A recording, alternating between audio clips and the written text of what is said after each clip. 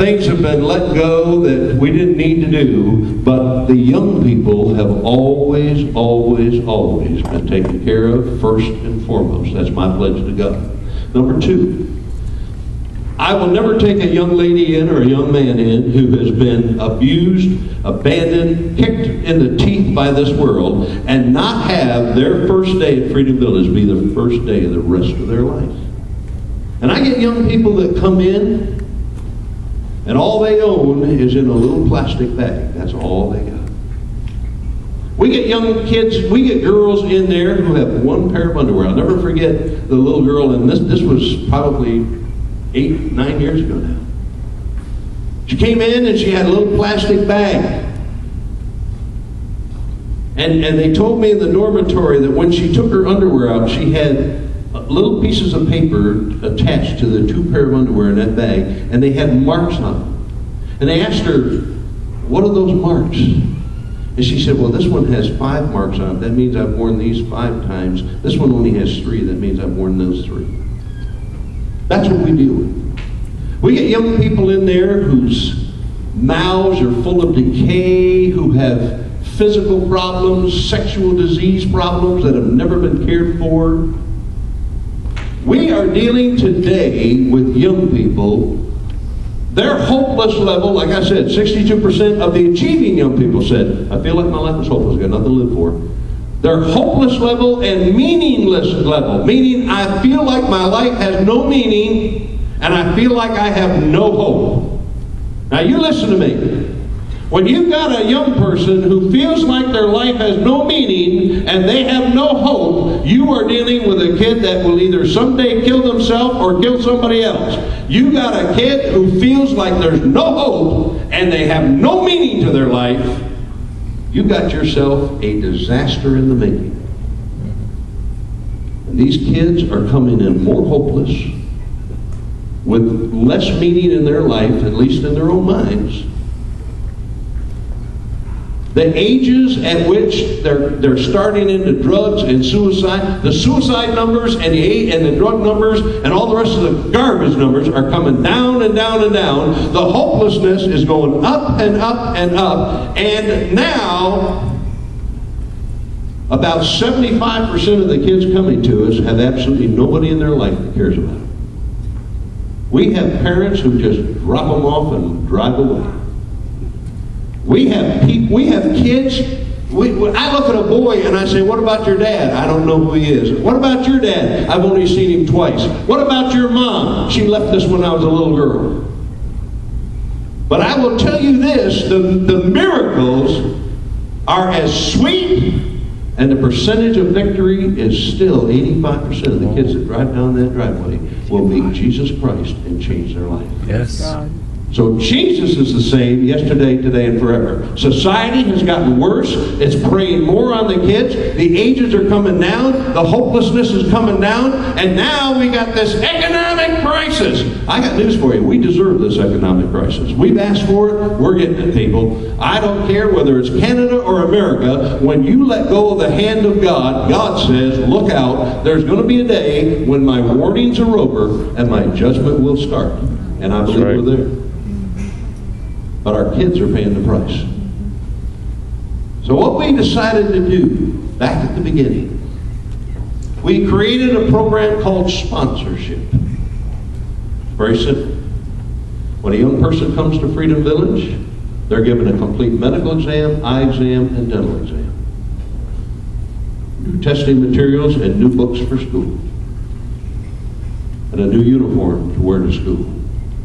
And then if they need extra clothing or they need new linens or they need other things, we go get it for them. And most times now it's taking at least 2 sponsorships for each child, but we still say 1.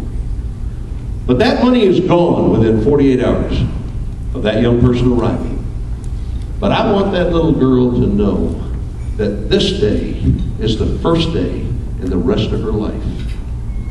Things are going to change, sweetheart. You're going to sleep on clean sheets. You're going to have good food. And you got people around you who love you. And here's some new clothes, by the way. Your suffering days are over. Now, if I'm going to take kids into Freedom Village and they're going to just keep suffering like they have been suffering, then tell me what's changed.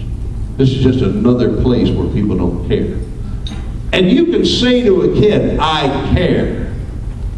But handing them some new underwear and some new clothes and some makeup and having some girls get around her and fix her hair and teach her how to put her makeup on without a putty knife and those kind of things, I had a little girl say to me the other day, she said, oh, thank you. I said, for what? For my toothbrush. I said, for your what? She said, I know it doesn't seem like much to you, but I've never had my own toothbrush. Oh. My. I wonder if there's anybody in this room that could identify with that. Never had your own toothbrush. I get kids that'll say to me, this is the first time I have felt safe sleeping. This is the first time I haven't laid awake waiting for Daddy's footsteps to come up the stairs. If you could spend one day in the minds and the hearts with me of these kids, you'd understand why I asked you to help them. You would understand if you could take my calls and read my emails and then look at these kids that I deal with every day, why I say to you, this is life and death. This is life and death. We don't get that kid in here, he's going to die. We don't get that girl in here, she's going to kill herself. You go to the post office and pick up the ashes of a boy who killed himself on the waiting list and have the mama write a note, say, here he is, you can have him now. You wouldn't take him in when he needed you, mister. You killed my son. You go do that like I have. And you'll understand why I say to you, when you write that check for $500 one time, you have saved a life. You have saved a life. And that boy might be a pilot. Talked to Sean Montgomery the other day. He's a jet pilot now. Sexually abused by his own parents, tried to kill himself 3 times. But a jet pilot. I told him, I said, I'm really proud of you, but I'm going to tell you one thing. If I get on a plane and you're flying it, I'm getting it. Okay? I remember too many times, buddy. This kid couldn't even get on a horse right. Oh, no. Oh, no, I'm not that stupid. Oh, no. When you see a little girl come back with her daughter, come over and walk over to you, you see the tears in her eyes. Hi, how are you? You okay? I'm perfect, Pastor. I just took my daughter into the door. I said, you don't understand it now, sweetheart, but this is where Mommy came to change her life. Boys come and says, where Daddy came to change his life. And they come back, homecomings next weekend, and they'll come back and they'll have 2 more kids than the last time I saw them. They used to call me. But I got 21,000 alumni out there, so now I tell them, look, text me, it's okay. Just send me a picture, it's okay. Oh, she's so sweet, whatever. All right, okay, thank you. Okay, right. I'm just telling you that what I said earlier is that we set up a program where it would save a kid's life, give them a chance to feel like somebody cares, set their feet on a new course in life. It's called the sponsorship program. Been there now for 30 years. Adopt a Teen is $25 a month.